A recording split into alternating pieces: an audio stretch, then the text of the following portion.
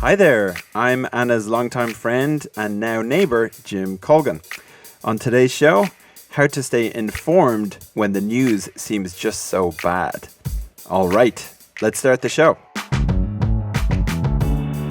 Hey, y'all. You're listening to It's Been a Minute from NPR. I'm your guest host, Anna Sale. There is a lot going on in the world right now. Parts of Europe and North America have had record-breaking heat waves. COVID infections are on the rise again, as is inflation. And all of it seems so dire, heavy, unrelenting. Maybe you're wishing you could just ignore it all, turn away from the news. My first guest understands this feeling. It happened to her, too. You know, it kind of crept up on me because I'm so accustomed to relishing the news. That is Amanda Ripley. She's a journalist and author and host of the Slate podcast, How To. And for Amanda, cutting back on her news consumption was a big change. I was one of those people, we'd go on vacation and I would spend all this time trying to find an actual newspaper wherever we were. I felt like reading the news made me more curious. Felt like I was part of a conversation that was interesting. But in 2016, during the campaign season before Donald Trump was elected president, she started to find news coverage really draining. It was leaving me worse off sometimes, not better off. And I just felt really ashamed of it because I want to be informed. I don't want to stick my head in the sand. You know, I want to be someone who cares what's going on in the world and who knows what's going on in the world.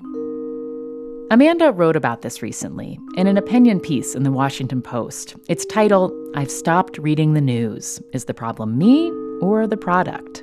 She says even if the news is bad, maybe the way journalists cover the news ought to change. What do you think changed in 2016 and how the news was framed? Do you think it was framed in a different way before then? Or do you think it was the volume or the news itself? Right. That's a really good question. I'm curious what you think, too. I mean, we know that news avoidance in the United States and many other countries had been going up before Trump, before the pandemic, before lots of things, right? So for me personally, I think what changed was, first, the news had become aerosolized, right? Like it's everywhere. You can't contain it. Mm-hmm. Even, I turned off all my notifications. I stopped watching TV news. That's just like basic hygiene at this point. But even so, it just leaks into every crevice of your consciousness. Like people will text me, "Oh my God, did you hear?" Or, in my inbox is, of course, just filled with newsletters and other things. And also, I think journalists themselves have been both captured by our political conflict in some cases and harmed by our political conflict. So they are struggling to find a way to have impact and be heard and be useful in a world in which we are not trusted by many millions of people. So the effect of that is to make things even more scary because we're trying to be heard. Like when someone's not listening and you just get louder and louder. Well, you made me just think about my 3-year-old who will start out by trying to get my attention by going, "Mommy, Mommy, Mommy." And then by the time when I try not to turn to her, it becomes, "Mommy!" Yes. And then everybody's stressed. And then we both forget what she was trying to say to begin with. And it's not a useful interaction. That basically sums up my relationship with the news right now. Thank you. We're done here. Goodbye. But I think it's not just for journalists, that feeling of shame that you mentioned, that, many of us have been taught and think about the news as an important part of being engaged civically. So when you felt that shame of like, this is actually not good for me, what did you do then? So I kept it to myself, like one does when one feels ashamed. I told very few people about this struggle. Maybe my husband, my best friend. Then I started noticing little signals out in the world that maybe I wasn't alone. Like the Reuters Institute does this survey every couple of years, and they actually just did it again, of news avoidance, and found that 42% of Americans sometimes or often actively avoid contact with the news. And I thought, wow, that's a That's a lot of people. That's like roughly, if you expand it out, 100 million people. It's a lot of people. That's a lot of people. And they all have different reasons, right? And that, again, was like, oh, maybe there's something else going on here in addition to my own sensitivity to this information. And that's when I started really trying to investigate, what do we know about what humans need to process the world around us today? And where's the gap between that and what we're getting? Well, in your thinking about this, I'm really struck that what you seem to be saying is it's not only that the news is doom and gloom, that it's bad news and there's a lot coming at us. You are also saying the work of journalists and the way that journalists craft their narratives and structure stories is part of this. And can you tell us more? How did you identify what could be done better? What are the missing elements in news today that could make avoidance less likely?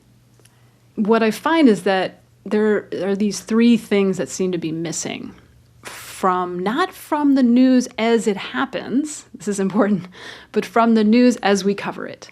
The way we tell the news. The way we tell, what we include, what we don't include, what I cut out of my stories, what I keep. And those things, just again, to really distill it down, are hope, agency, and dignity. Oh, I love these three elements. They make me think about a lot of things. I bet. Hope, agency, and dignity. Hope. What does that mean? What ought to be in a story that you don't typically see in a mainstream news article?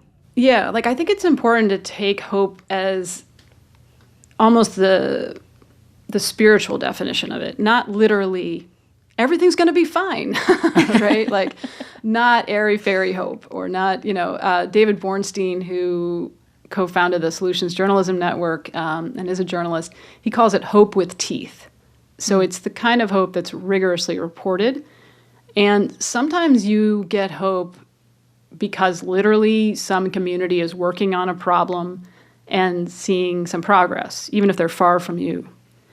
But sometimes it's a lot more subtle, right? Like sometimes people get hope just from showing each other compassion, from being able to accompany one another through grief and show each other grace, right? I was allergic to words like this in the past. I have to admit, I'm not proud of it, but it sounded really soft and like, this is hard news we're doing here. I used to cover terrorism and crime and disasters, but increasingly I see hope as fundamental to human functioning. Agency. When you think about how agency ought to show up in journalism, what does that look like? Who is doing that well? Well, one of the things that I love about agency, or the sense that you or your fellow humans can do something, even something small, right? Even if it doesn't fix the problem, there's something to be done. One of the things I love about agency, all these things, is that you can experience them vicariously, right? You're getting a sense of agency because you're watching your fellow humans do something, whether it's, a city that has managed to dramatically reduce homelessness, even if it's far from you.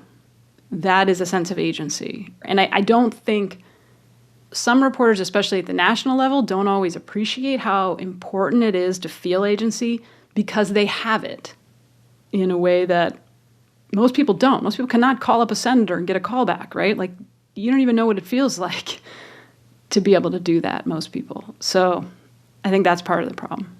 One thing that I thought about as I was thinking about agency and reporting, I noticed my news avoidance is the most present and visceral when I'm reading about climate change. Mm-hmm.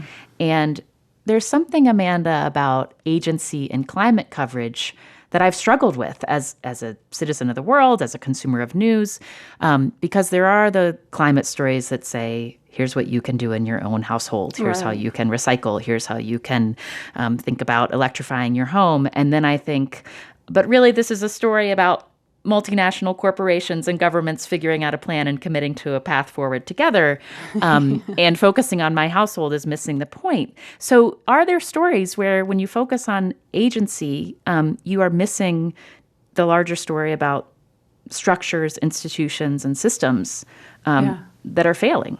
Yeah. I mean, I think that is definitely a challenge, right? So I'm not going to pretend it's not. I feel that myself, but I don't think it's quite as binary as I used to think. Like I used to think we either focus on small individual actions like recycling or multi-state, nation-state treaties. You know, last time I checked, collective action is the simultaneous action of many, many individuals. Like you can't really sever them. So I think they both matter. But one way to do agency and still be, I think, honest and true to the structural big problems that you're talking about is to do stories that have a wider lens. So look at a problem over a longer time period through history, or look at a problem far away and look at how another country is working on it. Because once you know it can change, then it opens up a whole range of possibilities for your own country. And you also say dignity, which makes me think a lot about how, as a news consumer, how am I being included, called in? Am I being treated with respect? Is my community being treated with respect? How do you think about dignity showing up in journalism? What do you mean by that? Yeah, I mean, I think this is the least appreciated of the three. And it's my favorite that you mentioned because okay, it's so rarely talked about. I know. It's weird, right? I didn't think about it until I started researching human behavior in conflict. And one of the things you learn is that dignity drives so much of human behavior. And the flip side of that is violations to dignity drive human behavior. So one example of that at the extreme end is humiliation, which is sort of what Evelyn Lindner, the psychologist, calls the nuclear bomb of emotions. So until you understand dignity, people's behavior doesn't make sense, especially under stress. So I reached out, as I often do in times like this, to Shamil Idris, who's the head of Search for Common Ground, which works to prevent violence all around the world. And he said to him that dignity is a feeling like I matter, that my life has some worth, right? And that is incredibly important to humans for all kinds of evolutionary reasons. And so in journalism, what does that look like, right? How do we translate that? How do you treat people? So that would include the people you interview, your audiences. How do you treat them like they matter?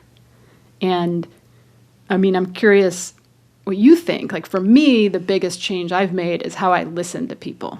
And you're really good at that already. So like what I call looping, there's different names for it, but I hear you do it a lot where you listen to people and then you try to distill what they said into the most elegant language you can muster and check if you got it right, which I had never learned to do in journalism, you know? And now I do it all the time. Mm-hmm. So you've made me think a lot as a journalist about the kind of work that I make. But I also am trying to challenge myself to be more intentional about the news I consume, to see if it fits these qualities. And I have to tell you, a lot of it doesn't. A lot of the news I consume does not include hope, agency, and dignity. For you, as you rebuilt your news diet, how does it look today? How is it different than when it was something you decided you couldn't take in the way you were taking it in? Yeah, well, I'll just walk you through my day. I haven't figured this all out. But now I wake up, I still subscribe to the Washington Post in print because I'm old school. I pick it up off of my stoop in Washington where I live, and I put it immediately on the counter where I do not look at it until the evening. And then I will listen to a podcast that is maybe a little off the news, right? But about the news. But I think the problem I still run into is this unexpected encounters when I get ambushed, right? And I really have started to resent it, which is maybe a little irrational, but like, you know, I'll open up my phone and someone will text me about some like mass shooting that's happened. And I do want to know about those things, but like, I don't necessarily want to know about them at that moment, right? Like I want to control my engagement with them. But as you know, incredible as it sounds, I have actually found the Christian Science Monitor to be a great source of hope, agency, and dignity. And you just reading it have the sense, and this is like, I know this is going to sound a little strange, but there's this really subtle sensation you get that like this place has your back, that they want good things for you, but they're also not going to lie to you, right? Like they're not going to sugarcoat it. But there's a few things that they've done structurally, but also in the tone that are different than when I read those same subjects in, say, the New York Times. One thing they do is in their content management system, you can't turn a story in as a reporter until you've filled out a field that's called why we wrote this. And then that becomes like a blurb in this. Every single story has a why we wrote this, right? So think about what that means. Like you're treating your audience with enough respect to feel like you owe them an explanation. And it forces you as the writer to think about and articulate like why we're doing this story and not another one, why we're covering this atrocity, even though it's been covered 1,000 times already, how we're trying to do it differently. So that's one example. It's another example of forcing intentionality. It's saying we had to take a moment and connect this back to our mission, and we're going to tell you what our mission for this piece was. And going back to ego, if you don't have a good mission, you got to write a better piece. Right. Right. And you mentioned some of the things that you have done structurally in your life at the beginning, but for the doom scrollers who are listening, who have a habit of that's just what they do when they have downtime. They tell themselves, well, I'll just pick up on the news, and it ends up making them feel bad. Like, what are just a few new routines that they could think about that you found that were helpful to you? Yeah, so like with any habit change, you want to create some friction, right? So make it a little harder. Like if I were trying to stop eating cake, I wouldn't have like 6 cakes on my countertop, right? That's not a fair fight. So you obviously remove these things from your phone, for God's sake, remove Twitter from your phone, make it so you have to work a little harder to access these things. I think setting aside a specific time of day is really helpful if you can pull it off. That's hard for people with, multiple jobs and little kids. But if you can do that, we know there's a lot of research that helps a lot.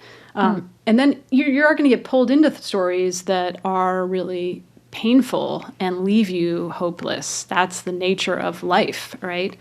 So then the question is, what do you do then, right? If you don't want to put your head in the sand and you do want to know, and you're gonna,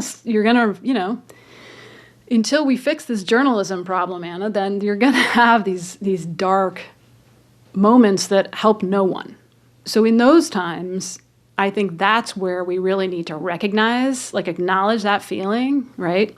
Not run away from or suppress or necessarily ruminate on those feelings, but just acknowledge them, label them. And then you can, the advanced AP level, which I'm still working on getting to, is questioning the assumptions, right, that you can find in your thoughts at times like that. I'm going to picture anytime I open up a news app or a social media app on my phone, I'm going to picture going face down in a cake, thanks to that example you gave me. And I'm going to say, do I really want to go face down into a cake right now? Or do I want to wait and cut myself a nice piece with a glass of milk later on? I love that. Yes, that's a great image. And sometimes, yes, I want to go face down. Sometimes what you need. Amanda Ripley is an author, journalist, and host of the Slate podcast, How To. You can read her op-ed in the Washington Post. Coming up, Jordan Peele's new horror film, Nope, is out this weekend. We talk about the history of the Black horror genre, going all the way back to the 1940s. Support for NPR is brought to you by REI, your local outdoor co-op. If you're looking for the outdoors, look no further than outside your door. Because the great out there is right out there. Whether you're walking the dog, trekking a through hike, or lying on a picnic blanket in between, the great out there isn't a distance, but a decision. To enjoy the outdoors just outside your door, join the co-op. REI. Better is out there. This message comes from NPR sponsor MassMutual. There are many ways for members of the LGBTQ+ community to build a family. Sometimes it's an adoption story, a surrogate story, or something completely different. But no matter how that story unfolds, MassMutual is here to help you achieve your family dreams. Contact a financial professional and start planning for your family your way today. MassMutual. You're listening to It's Been a Minute from NPR. I'm Anna Sale. Summer blockbuster season is well underway, and one of the buzziest films of the year hits theaters this weekend. The movie Nope. But that's why back at the Haywood Ranch, as the only black-owned horse trainers in Hollywood, we like to say since the moment pitchers could move, yeah, skin in the game. Nope is a horror film, but it's the kind with scope.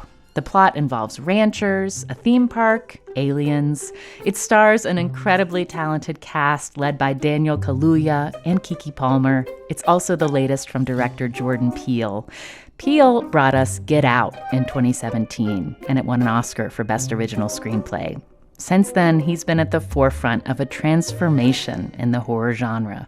I really cannot overstate the importance of Get Out and just adding literally a vocabulary for executives to understand that Black horror, queer horror, marginalized horror is not only a thing, but it's a thing with value, and it's a thing that can make you money, which is the part they need to hear. That's Tananarive Due, author, screenwriter, and executive producer of a documentary about the history of Black horror. The documentary Horror Noir that I executive produced did not get the green light until he won the Oscar for that. Oh, wow. Being a hit wasn't enough. It also had to get the Oscar.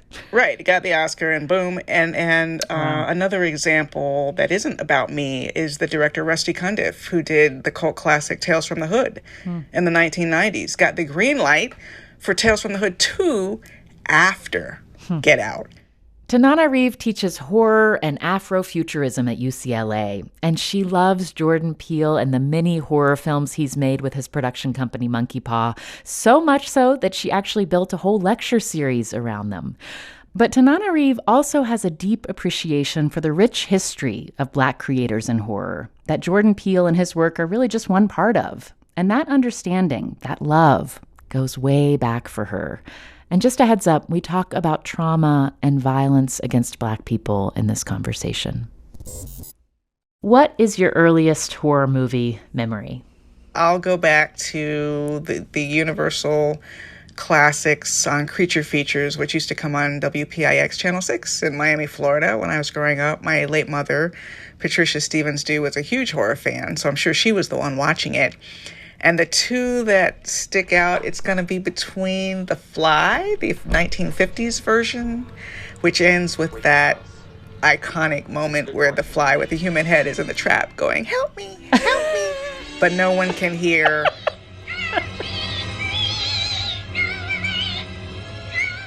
So scary.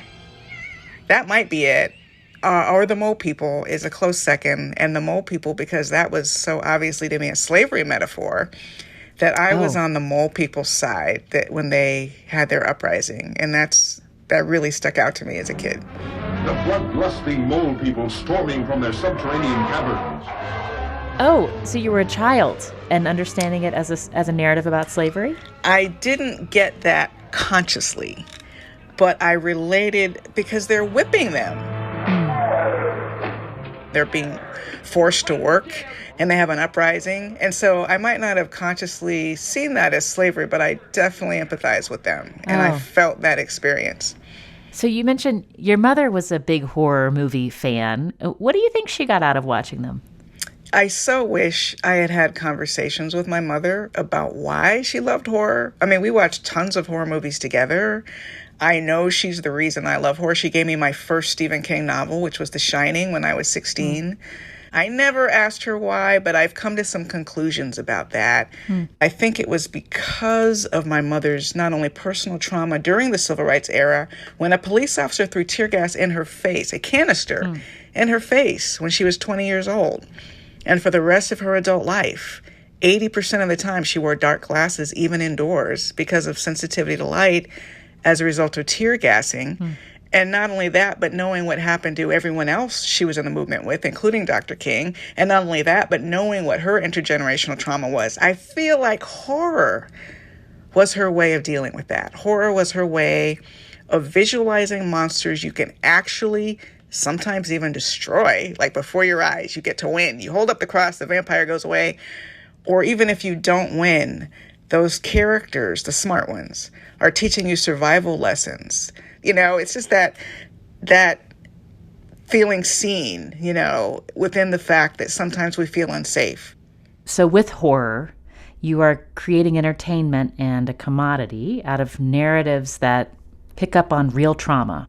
So you've talked about creators getting these opportunities, but have you seen some films that you feel like were trying to tell stories about the real trauma of marginalized groups, whether it's Black people, women, queer people, where you felt like they didn't walk that delicate line exactly the way you'd hoped they would?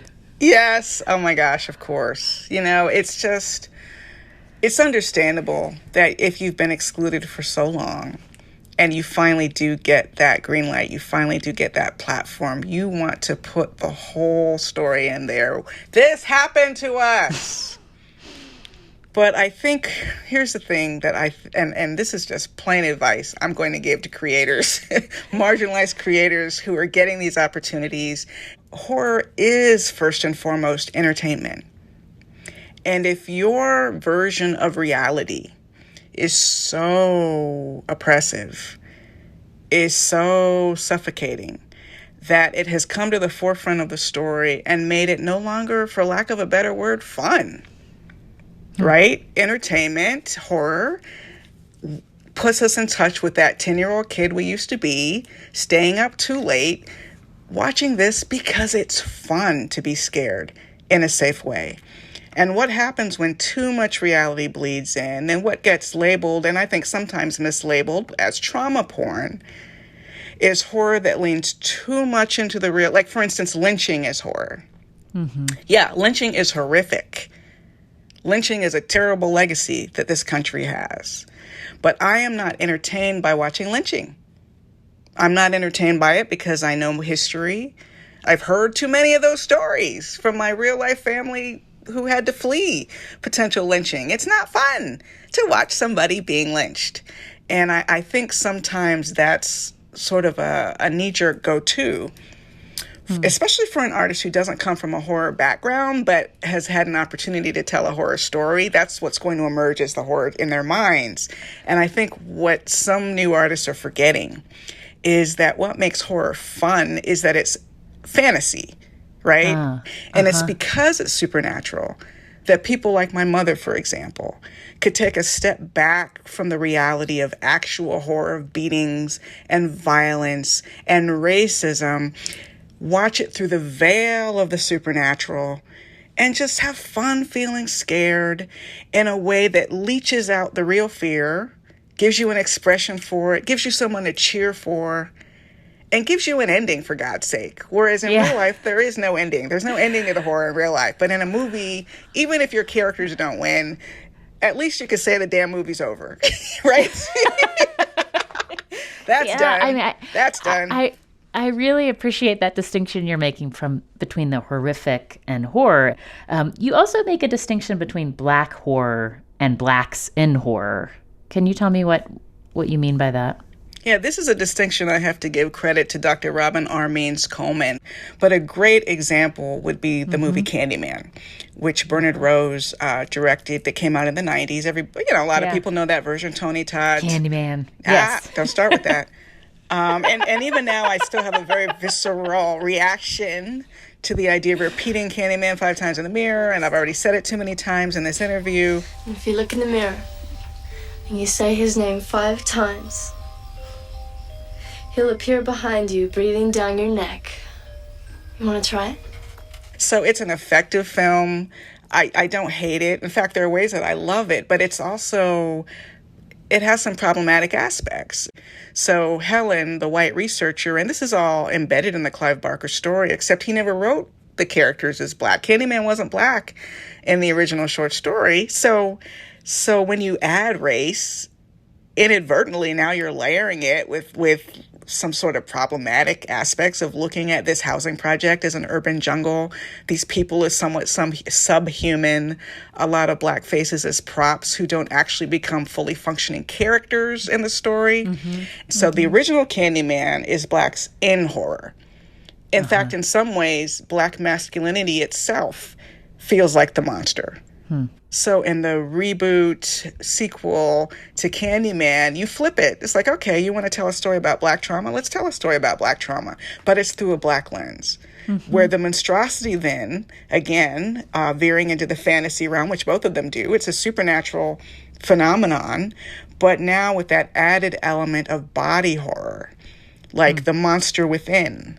Like your body is changing and you can't control it. That's scary. And that's not reminding me of real life traumas.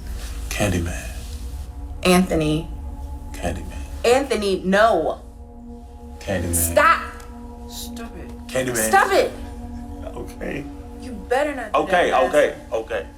Candyman then is an example of Blacks in horror being reimagined as Black horror. When you think about an early Black horror movie in film history, what's one of the first ones that you think of? It would be Son of Ngagi, which was from 1940, and oh my gosh, all of the 1940. Oh, I want to know what this movie was about. What was it about? Basically, Son of Ngagi was a riff off of a very popular movie that had come out in the 30s, which was called Ngagi, which actually was kind of racist, frankly, because it had these sort of intimations that Africans had been mating with gorillas, and they purported that this was a true story, and it became very popular, kind of a cult hit.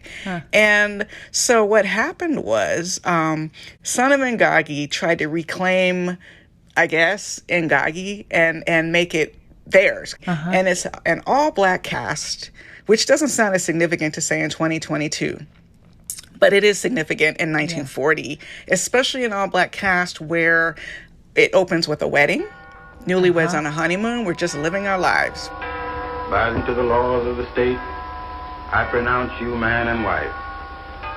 You may now kiss your bride.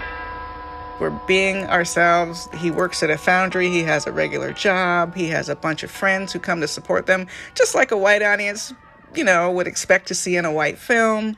Listen, it's not a great horror movie. It's not even a great movie, but it's a significant movie because it is Blacks embracing genre, Black creators and actors embracing genre, but doing it with what a lot of Black horror creators do. Yeah, we're going to entertain you, but we're also going to teach you.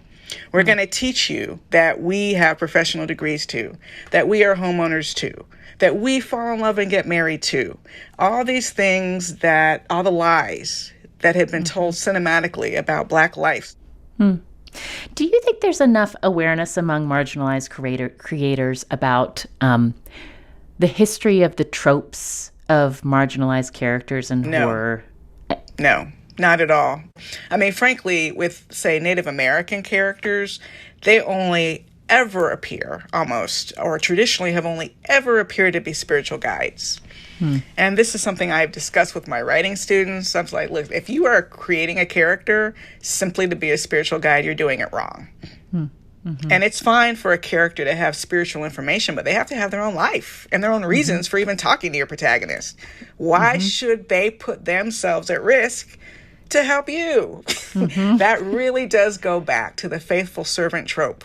And this is true of Black characters who magical Negroes. Just look at all the old horror movies where the Black character is the one with the magical knowledge. And that character is then often a spiritual guide because they're using that knowledge to help steer you. And then in a movie like Annabelle, that spiritual guide might also sacrifice themselves to save your life. So now they're the sacrificial Negro. And I think a lot of creators have not asked themselves, why are these such familiar and comfortable images? What I noticed was after the diversity push, this 1-2 punch after Black Panther and Get Out, where you're starting to see more Black faces in genre, some of those tropes started to come back because the creators didn't spend enough time trying to think about how to make these real characters. So they're like, oh yeah, we need to check these boxes. So what happens when you have a two-dimensional character of color? They turn into a trope. It's the sassy friend. It's the sacrificial Negro. I mean, I don't want to name names, but I swear there have been some movies since Horror Noir that I was just shocked at how obvious it was that these characters were being used in this tropey way. We just told you not to do this. So, I mean, that just speaks to how naive I was. There's no such thing as putting it to rest. It's going to be a constant re-education process. I understand you've gotten to see Nope. I did? I have not gotten to see it yet. Anything you want us to think about when we go in to watch that movie that you've been left thinking about after seeing it? You know, there's so much, but it's so hard not to be spoilery. You know, I will say this. I'm just a huge fan of Jordan Peele's work, his vision, what he was able to create with Get Out and Us, with what I call the monkey paw method, okay? And the monkey paw method, for me, has three components. The first component is that it's going to be a Black-led story. The second component, and this is what I want people to think about when they watch Nope, is that it can seem like pure entertainment on the surface. But if you're willing to engage with it and think about it, there is all kinds of meaning layered in. And a lot of people understand that about Jordan Peele already. But Nope just looks so much more like a big summer blockbuster popcorn movie, which it is. And I could not be more excited because Black people deserve a damn blockbuster popcorn movie too, right? Meaning as the leads, not just as the audience. And the third component of the monkey paw method is that it is very careful about the way it depicts violence against Black people. And I know that's very deliberate, and I know that is to avoid falling into what people call trauma porn, right? Because, as you know, one of the great things about being a Black horror viewer is that we were so often excluded from these movies that we didn't have to experience watching a lot of Black people get killed sometimes. Sometimes there were no Black people in the movie, right? And it hits different. It hits different when you're watching someone who looks more like you getting killed. And I would say that in Nope, just like in Candyman, which he didn't direct, but he co-wrote, there's a lot of care in the presentation of violence that makes it cinematic without leaning into torture porn or gore. So that's what, you know, ask yourself as you're enjoying the ride in Nope, what is this movie really about? As I'm stuffing my mouth with popcorn. Exactly. As you say. Thanks again to author and screenwriter Tananarive Due. You can catch Nope in theaters this weekend. Coming up, we play a game we call Who Said That? This time with It's Been a Minute guest hosts past, present, and future. Support for this podcast and the following message come from Dignity Memorial. When you plan your celebration of life in advance, it becomes a gift from you to your family. Because nobody should have to plan for a loss while they're experiencing one. With Dignity Memorial providers, you can pre-plan every detail to give your family and yourself valuable peace of mind, knowing that everything will be taken care of with professionalism, compassion, and attention to detail that is second to none. For additional information, visit dignitymemorial.com. You're listening to It's Been a Minute from NPR. I'm Anna Sale, and with me are two very special people. Julia Furlan, who is a former guest host of It's Been a Minute, who is also working with me right now on my usual podcast, Death, Sex, and Money. And Tracie Hunte is also here, who will be your new guest host in just a couple of weeks. Hi. Welcome to you both. Hello. You all, Yeah. I think we're setting the world record for the most It's Been a Minute guest host in one conversation. It's happening right now. An honor. It's really exciting. Well, it's the most WNYC also affiliated. Yeah. It's Been a Minute. Yes. Guest. Represent, you know? WNYC, New York's home station. Okay, we brought you all here to test your pop culture news knowledge, and we are going to play a game. Maybe you've heard of it, called Who Said That?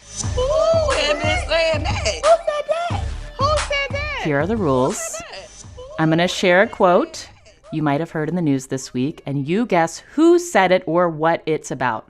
There are no buzzers. You can just yell out the answer. There are 0 prizes, but there are bragging rights. So yes. bring your competitive spirit. Okay. Are you ready?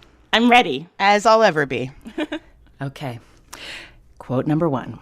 Stick around long enough and maybe you'll find the best moment of your life in a drive-thru in Las Vegas at 12:30 in the morning. J-Lo. Oh, that's a tie. That's right. I mean, who could miss the J-Lo and Ben Affleck news? Like, you couldn't avoid that. Oh, my God. That's right. Yes. That's J-Lo, now Jennifer Affleck, formerly Lopez. I want to know from the two of you, do you see their marriage in 2022 as a symbol of progress? Progress? The reason I ask that is because I don't. Do you remember the tabloid culture of the early aughts and how they were like the treatment of them as a couple? And I feel like now there's just there's a different frame in how they are represented and sort of like maybe, I don't know if celebrated is the right word now, but I feel like there's a general like consensus you found each other. It seems like you two make each other happy, and with less sort of, I don't know. Vitriol? I think, well, you know what? Yeah. I mean, I feel like there's a couple of lenses to look at, like the way they were looked at back then. And I think part of it was like, at the time, Ben was such like a serious person who did serious movies. He'd had an Oscar for because I mean we're all ridiculous people, so that's why I'm doing air quotes. but that he was seen as that, and so him getting with this like huge Latina pop star was like so like.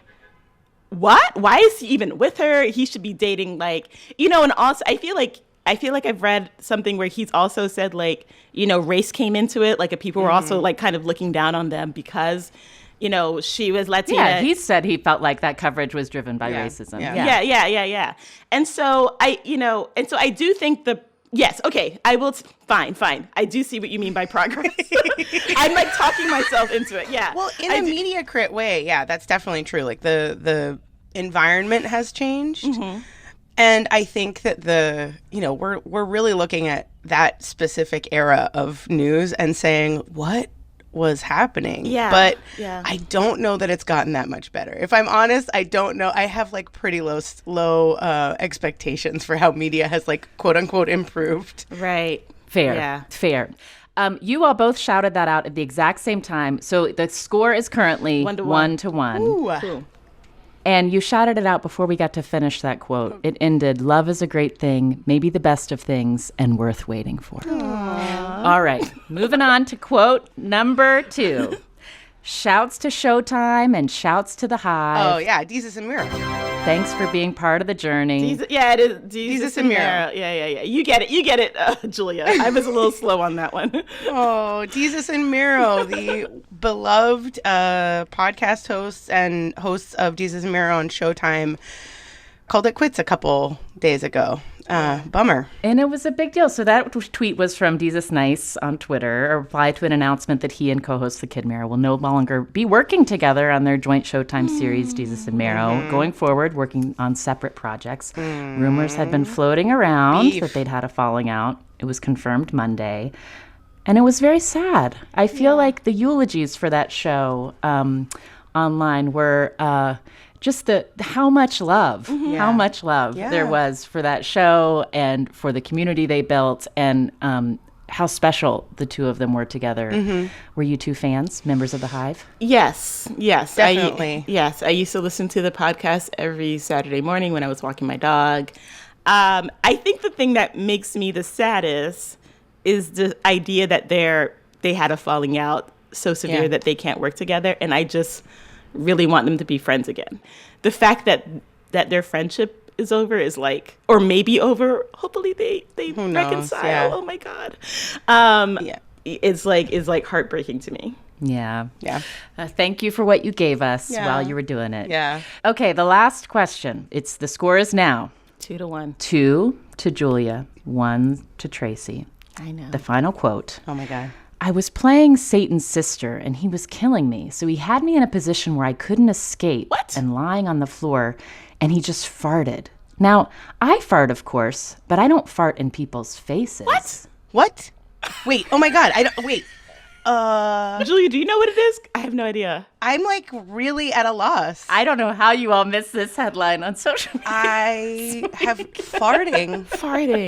I really okay. Wait. I was like, is it a politician? I was. You know what? What? A surprising politician. Oh my God. In the Golden State of California, no longer in office. Arnold Schwarzenegger? Yes. That hint was too good, Anna. Thank you. This quote is from actress Miriam Margolyes talking about actor and former governor of California, Arnold Schwarzenegger. Earlier this week, she was on a podcast called I've Got News for You, where she claimed that Schwarzenegger farted in her face during the filming of the 1999 movie End of Days. Oh, my God. It may be the end of days, you all, now that we're talking about this on NPR. I don't know. Truly. This is the breaking news I get out of bed for, okay? I can't believe I missed this. This is incredible. This is news to me. My mind is blowing. I know. I'm so upset. Can you imagine if a fart that you did like 20 years ago made news like later on? Yes. Julia, you were correct. Wow. Wow. That was the winning answer. Final score, Tracie 1. Julia 3. Oh. And I did my best. You really did, Tracie. I feel sort of envious that you had no idea what that quote was about. I feel like you're doing something right. Oh my God. You know what that means, Tracie? That means that emotionally you win. Like the fact that you didn't know, that means that you win. Julia wins the game, Tracie wins life. Yeah, exactly. Okay. All right. I'll take it. Yeah, sure.